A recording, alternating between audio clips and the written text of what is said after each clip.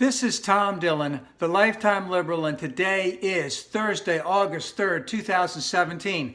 The title of this rant is, with his poll numbers tanking, the loser pivots to his racist base. So 538 basically does an aggregate of all the polls out there. They rate the polls and they come up with some figures. Basically, right now, the disapproval rate for the betrayer of trust is at 57.5%, with his approval rating only at 37%. And the polls, the bigger polls that came out this week, one of them had the low at 33% and the high was only at 38%. And these are astronomically bad numbers for a president this early into his administration. And those disapproval numbers are very strong. So the loser basically only has about 20% of the population that is strongly behind him. And that other 16 or 17% to bring it to 37% are basically somewhat approving of his actions. They can still be swayed. He could still be more unpopular. And so he is at an extremely low point. And what does he do? He pivots back to his base. He just had assurances this week that Jeff Sessions has a job as Attorney General. Remember, Jeff Sessions wants harsher sentences for all drug deals or drug sentences. He's against sanctuary cities. He is for the Muslim ban. And just this week, something leaked out about they're trying to determine whether or not they want to investigate whether there is white discrimination in college admissions.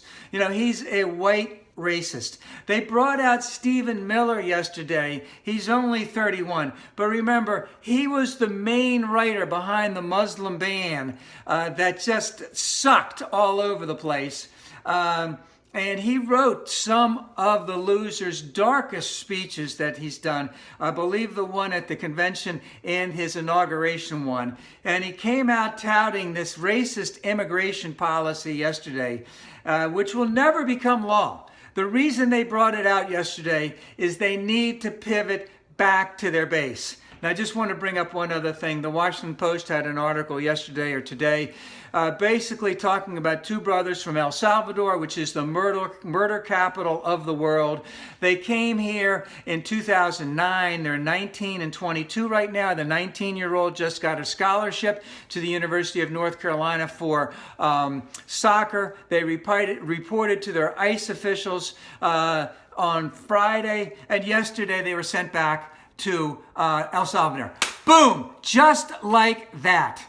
All right? They'd been here for what? 8 years? You know, they had no criminal record whatsoever, and they were just sent right back. And so what we are seeing here, and this is part of the pattern, is we're seeing now that pivot back to the hardcore white nationalist base. You know, and these actions are there to satisfy, you know, that base. You know, and look, what you're going to see is look for continued animus towards the big three that Mr. Minority and his administration are going after.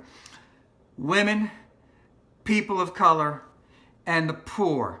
Because, remember, it's about white male dominance. That's always what it's been about.